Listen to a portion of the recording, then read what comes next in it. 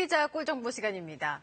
바람과 작은 보드에 몸을 맡기는 서핑이 요즘 레포츠 좋아하는 사람들 사이에서 인기라고 합니다. 저도 친구가 서핑하러 간다길래 외국이라도 가나 했더니 요즘은 국내에서도 서핑을 즐길 만한 곳들이 많더라고요. 네, 한강에서 즐길 수도 있고 강원도 양양 앞바다에서 즐기는 분들도 요즘 많습니다. 특히 이맘때가 서핑하기 가장 좋은 때라 사람들로 붐빈다고 하네요. 자, 그런데 정지주 기자, 이런 날씨 서핑하기에 이 물이 좀 차갑지 않을까요? 네, 말씀하신 대로 요즘 아침, 저녁 정말 쌀쌀하잖아요. 네. 이런 날씨에 정말 서핑했는데 이 날씨가 정말 좋은 날씨라고요, 서핑하기에요. 자, 바다가 육지보다 한 계절씩 늦다고 합니다. 그러니까 바다는 이제부터 본격적인 여름이 된 거죠. 수온이 24도. 서핑하기 딱 좋은 온도라고 합니다. 특히 여름보다 바람이 많이 불어서 서핑하는 사람들은 지금이 정말 좋은 때라고 하는데요. 따뜻한 남쪽 나라 얘기할 것만 같은 서핑. 굳이 바다가 아니어도 얼마든 즐길 수가 있습니다. 바람만 있어도 서핑을 즐길 수 있는 윈드 서핑이 있고요. 실내에서 즐기는 서핑 요가까지 다양하게 담아봤습니다. 먼저 강원도 양양 앞바다로 가봅니다. 파도를 가르는 사람들 정말 시원해 보이죠? 가을이지만 이곳은 서핑하는 사람들로 붐빕니다. 국내 최초 서핑하는 사람들을 위해 조성된 서핑용 해변, 서퍼비치인데요. 찬물에 들어가기 두려운 계절이죠. 하지만 이들이 가을 바다를 찾는 진정한 이유가 있습니다. 9월, 10월, 11월, 12월까지도 파도가 굉장히 좋아서 서핑을 타기에는 그 시기들이 제일 좋습니다.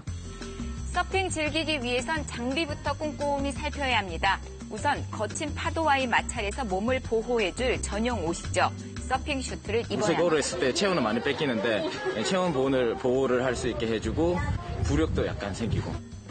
서핑용 보드를 선택합니다. 초보자는 길이 3m짜리 긴 보드를 탑니다. 그런데 드는 것부터 전쟁이죠. 시작부터 걱정이 잘할 앞섭니다. 수 있을지 걱정돼요. 열심히 배워서 저도 멋있게 한번 타볼 거예요. 자, 먼저 강습 받아봅니다. 초보자를 위한 강습은 바다 아닌 육지에서 시작합니다. 3가지 기본 동작 배워보는데요.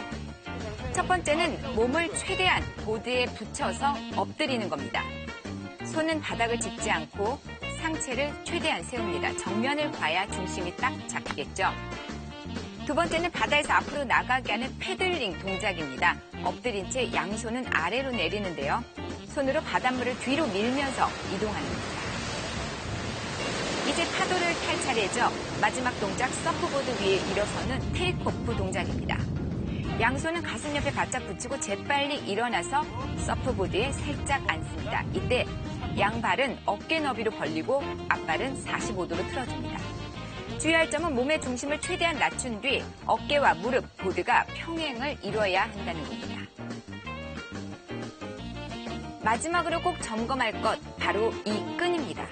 자, 이건 리시라고 서퍼들한테는 생명줄 같은 장비예요. 이게 보드랑 우리 몸과 연결시켜준 줄이고요. 제대로 착용하지 않고 들어가면 물속에서 리시가 풀릴 수 있고 또 사고로 이어질 수 있기 때문에 항상 착용할 때 잘 착용하셔야 됩니다. 이제 바다로 성큼성큼 들어가 봅니다. 그런데 막상 보드에 올라타니 생각대로 되지 않습니다. 몸 따로 마음 따로 이거 만만치가 않습니다. 짠물만 벌컥벌컥 마시죠. 이 서핑 초보자들 신기하게도 한두 시간이면 금세 파도를 탈 수 있습니다. 일단 서핑에 성공하면 그 짜릿함 무엇과도 바꿀 수 없겠죠.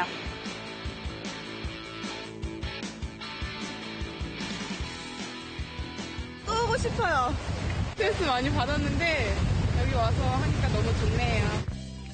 굳이 바다가 아니어도 서핑 가능합니다. 보드와 봇, 바람만 있다면 서핑할 수 있는 윈드 서핑입니다. 윈드 서핑은 요트의 세일 그리고 파도를 타는 서핑에서 서핑보드의 장점을 결합해서 바람과 파도 그리고 조력까지 다 모든 걸 고루 갖춰야 잘 탈 수 있는 스포츠입니다. 특히 바람 좋은 날에는 최대 시속 50km까지 질주할 수 있는데요. 수상 레포츠의 꽃 이름값 하는 거죠. 도심에서 큰 부담 없이 즐길 수 있어서 그 인기는 매년 증가하고 있습니다. 하와이에서 되게 이렇게 낭만적이게 이렇게 할 줄 알았는데 한강에서도 이렇게 가까운 곳에서 즐길 수 있어가지고 너무 좋고 빨리 해보고 싶습니다.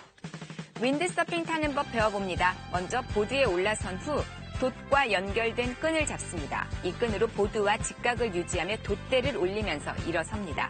이때 돛대와 몸이 V자 모양을 유지해야 안정적으로 균형을 잡을 수가 있습니다. 자, 그런데 말이야 쉽죠. 여기저기 풍덩풍덩 서는 것 자체가 이렇게 어렵습니다. 배 위에서 이 물 위에서 출렁이는 것 때문에 사람들이 겁을 먹고 자기가 겁먹고 이제 자세가 움츠러들다 보니까 배에서 균형 잡기가 어렵고 그래서 물에 빠지는 경우가 많죠.